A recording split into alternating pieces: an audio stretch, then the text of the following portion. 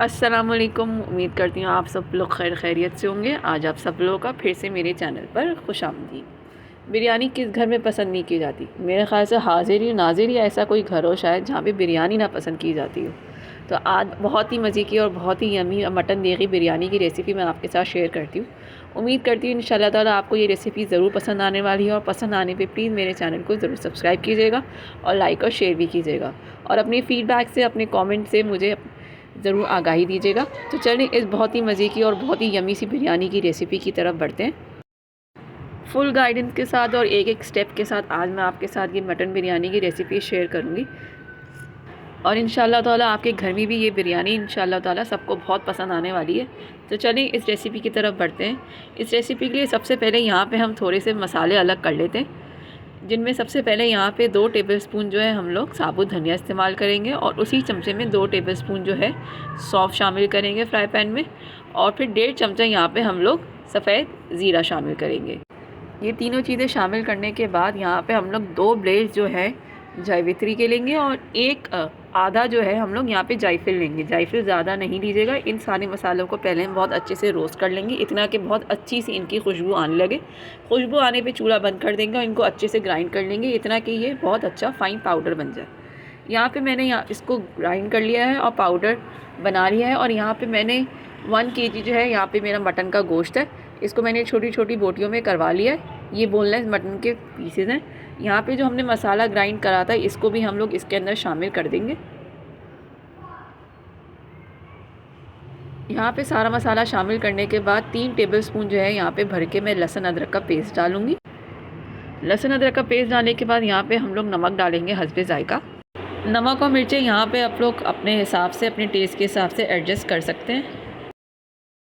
यहाँ पे मैंने नमक जो है 2 खाने के चमचे लिए, और इसी तरह यहाँ पे 3 खाने के चमचे यहाँ पे हम लोग पिसी हुई लाल मिर्च डालेंगे 3 टेबलस्पून।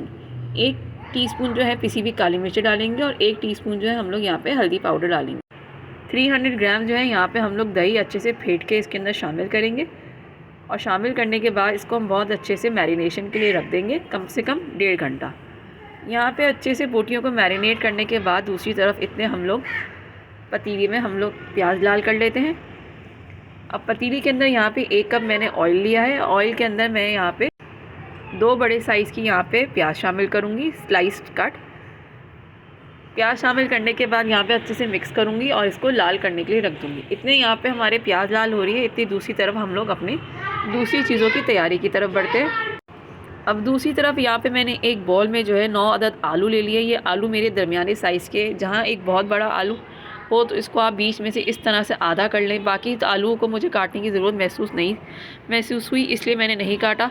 बस जहाँ पे 2 आलू मुझे थोड़े बड़े साइज़ के लगे तो मैंने इनको बीच में से इस तरह से तो आधा कर लिया। अगरचे तो आप यहाँ पे बड़े आलू ले रहे हैं तो उनको इस तरह से बीच में से आधा कर लीजिए। इन आलूओं को आधा करने के बाद यहाँ पे बहुत सारा इनके अंदर खाने का रंग शामिल करेंगे, और इन आलूओं को हम लोग रंग देंगे। आलूओं को यहाँ पे बहुत अच्छा सा ऑरेंज रंग देने के बाद इसको भी हम लोग यहाँ पे साइड कर देंगे। और दूसरी तरफ यहाँ पे हम लोग अब टमाटर काट लेंगे। टमाटर मैंने यहाँ पे 5 अदद लिए हैं, जिनको यहाँ पे मैं छोटा छोटा काट लूँगी। टमाटरों को काटने के बाद इनको भी हम लोग साइड करेंगे, और दूसरी तरफ यहाँ पे हम लोग थोड़े से जो खड़े मसाले हैं जिनसे हमारी बिरयानी में बहुत ही लाजवाब सी खुशबू आने वाली है, इनको भी हम अलग कर लेंगे।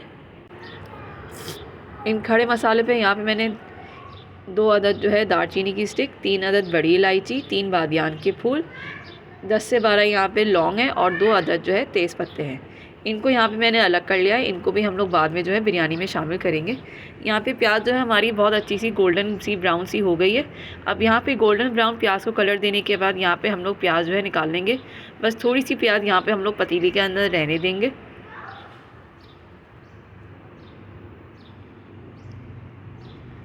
यहाँ पे 3/4 प्याज मैंने निकालने के बाद अब इसके अंदर जो हमने आलू को जो कलर करा था वो हम इसके अंदर शामिल कर देंगे, और आलू को हम लोग यहाँ पे शैलो फ्राई करेंगे, इतना कि ऊपर से इनकी स्किन जो है थोड़ी सी क्रिस्पी हो जाए।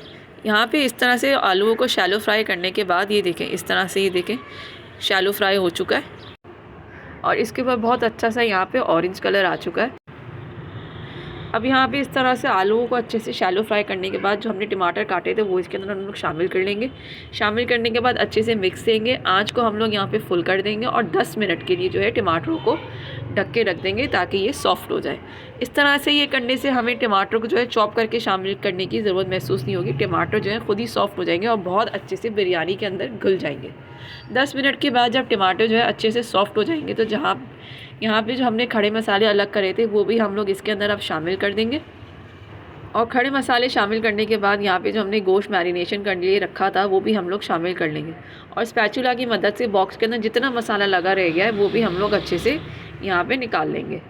और बॉक्स के अंदर थोड़ा सा पानी डाल के इसको मिक्स करेंगे ताकि जो थोड़ा बहुत जो मसाला बचा है वो भी अच्छे से इसके अंदर शामिल हो जाए। और सारा मसाला यहाँ पे शामिल करने के बाद इसको अच्छे से मिक्स देंगे। आँच हम भी तेज़ करेंगे। और जिस बोल के अंदर हमने आलूओं को ऑरेंज कलर दे के ऑरेंज कलर करा था वो कलर भी हम लोग इसके अंदर शामिल कर देंगे ताकि हमारी बिरयानी का जो कलर है बहुत अच्छा सा ऑरेंज कलर आ जाए।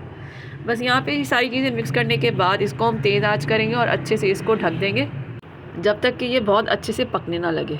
बहुत अच्छे से जब ये पकने लगेगी, इससे बहुत अच्छा सा उबाल आ जाएगा, तो उसके बाद हम लोग इसकी फ्लेम जो है मीडियम टू लो करेंगे और इसको हम जब तक पकाएंगे जब तक कि यहाँ पे जो मटन जो है बिल्कुल अच्छे से गला जाए।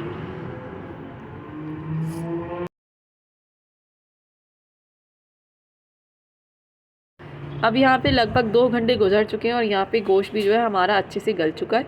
अब यहाँ पे आप देख लें बहुत ज़्यादा बिरयानी के अंदर पानी नहीं है, बहुत ज़्यादा तैरता शोरबा नहीं है, अच्छा गाढ़ा गाढ़ा थिक सा इसका हमने मसाला रखा है। अब देखें यहाँ पे इस तरह से गोश्त भी बहुत अच्छे से गल चुका है। अब इसके यहाँ पे दोबारा से हम लोग फ्लेम जो है वो हाई करेंगे। यहाँ पे 1 कप जो है मैं यहाँ पे इमली का पल्प शामिल कर रही हूँ। आप लोग चाहें तो इसकी जगह आलू बुखारी भी इस्तेमाल कर सकते हैं, वो मुझे ज़्यादा पर्सनली अच्छे नहीं लगते इसलिए मैं वो शामिल नहीं करी। और 1 ढक्कन जो है यहाँ पर मैं केवड़ा एसेंस शामिल करूँगी और इसको अच्छे से मिक्स होंगी। दोबारा से आंच तेज़ करेंगे और इसका पानी जो है अच्छे से हम लोग थोड़ा सा खुश कर लेंगे, इतना कि हमारे पास जो है अच्छा सा गाढ़ा गाढ़ा सा मसाला रह जाए और हमारे पास बिल्कुल भी तैरता हुआ शोरबा ना हो।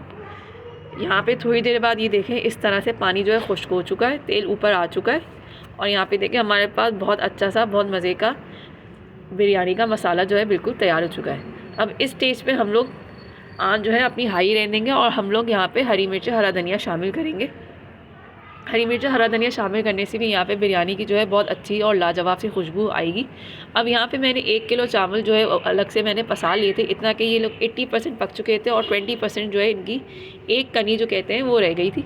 अब यहाँ पे सारे चावल जो है पतीली के अंदर शामिल करने के बाद इसको हम लोग चमचे से अच्छे से लेवल कर लेंगे और लेवल करने के बाद यहाँ पे हम लोग थोड़ी सी गार्निशिंग कर लेंगे। पहले यहाँ पे हम लोग थोड़ी सी हरी मिर्च हरा धनिया जो है चावलों के ऊपर स्प्रिंकल करेंगे। हरी मिर्च हरा धनिया डालने के बाद जो हमने प्याज जो लाल करी थी और अलग कर ली थी वो हम चावलों के ऊपर शामिल करेंगे और अच्छे से इसको ऑल ओवर स्प्रेड कर लेंगे। यहाँ पे लाल हुई प्याज शामिल करने के बाद यहाँ पे मैंने 1 अदद टमाटर जो है बचा लिया था और उसको मैंने ना राउंड स्लाइस कर लिए थे और यहाँ पे मैं इस तरह से चावलों के ऊपर जो है टमाटर भी बिछा लूँगी। इसकी वजह से जो टमाटर का बिरयानी का जो लुक है बहुत ही अच्छा, बहुत ही टेम्पटिंग सा लग रहा है। अब यहाँ पे मैंने एक मोटा दस्तरखान ले लिया, उसको मैंने अच्छे से गीला करके निचोड़ लिया और यहाँ पे मैंने पतीली के ऊपर ढक दिया और इसके ऊपर मैंने ढक्कन से कवर कर दिया और कोई मोटी भारी चीज़ जो है जैसे कि तवा जो है इसके ऊपर रख दिया। और आज यहाँ पे मेरी अभी फुली है, जब तक कि यहाँ से बहुत अच्छा सा धुआं नहीं आने लगेगा, अंदर जो है बहुत अच्छी सी स्टीम और हीट नहीं बन जाएगी, तब तक यहाँ पे हम लोग इसकी आँच जो है फुल रखेंगे। और जब धुआं जो है पतीली से बाहर आने लगेगा तो यहाँ पे हम लोग 10 मिनट के लिए दम वाली फ्लेम कर देंगे। इस तरह से जो है आपके चावलों में जो एक कन्नी रह गई थी वो इसी स्टीम के अंदर पक के बिल्कुल आपके चावल गल जाएंगे और आपके जो चावल है बिरयानी के बहुत ही अच्छे और खड़े बन के तैयार होंगे। तो यहाँ पे 10 मिनट के बाद यहाँ पे बिरयानी को हम लोग दम दे चुके हैं। अब यहाँ पे हमारी जो बिरयानी है बिल्कुल बन के तैयार हो चुकी है। ये देखिए कितनी मज़ेदार और कितनी लाजवाब, कितनी टेम्पटिंग ये बिरयानी लग रही है। उम्मीद करती हूँ आप लोगों को इंशाल्लाह ताला आज की मेरी ये मटन देगी बिरयानी की रेसिपी ज़रूर पसंद आई होगी। पसंद आने पे प्लीज़ मेरे चैनल को ज़रूर सब्सक्राइब कीजिएगा और बना के ज़रूर ट्राई कीजिएगा और अपने कमेंट से और अपने फीडबैक से मुझे ज़रूर आगाही दीजिएगा, जिसका मैं बेसब्री से इंतज़ार करूँगी। यहाँ पर हमारी देगी मटन बिरयानी जो है बिल्कुल तैयार हो चुकी है। बस तो उम्मीद करती हूँ आपसे बहुत जल्दी अपनी नेक्स्ट वीडियो में मुलाकात होती है। तब तक के लिए अपनी दुआओं में याद रखिएगा। अल्लाह हाफ़िज़, जज़ाकल्लाह खैर।